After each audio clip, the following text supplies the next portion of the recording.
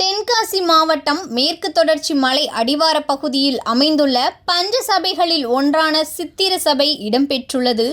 கோயில்களாகவும் பிரசித்தி பெற்றதும் 1000 ஆண்டுகள் பழமை வாய்ந்த திருத்தலமாகவும் விளங்கும் திருக்குற்றாலநாதர் கோயில் அமைந்துள்ளது.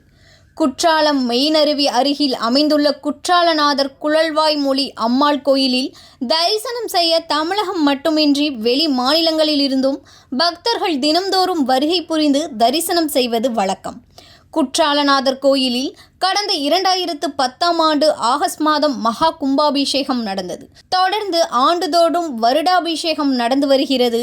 இந்த ஆண்டு வருடாபிஷேகத்தை முன்னிட்டு இன்று சுவாமி அம்மாளுக்கு சிறப்பு அபிஷேகங்கள் செய்யப்பட்டு கும்ப பூஜை உள்ளிட்ட பூஜைகள் நடைபெற்றன.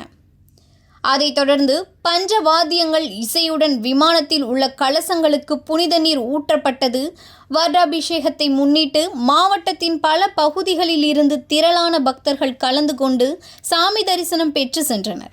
மேலும் 12 ஆண்டுகள் கடந்த நிலையில் விரைவில் மகா கும்பாபிஷேகம் நடத்த வேண்டும் எனவும் பக்தர்கள் இந்து சமய அறநிலையத்துறைக்கு அதிகாரிகளுக்கு கோரிக்கை விடுத்துள்ளனர்.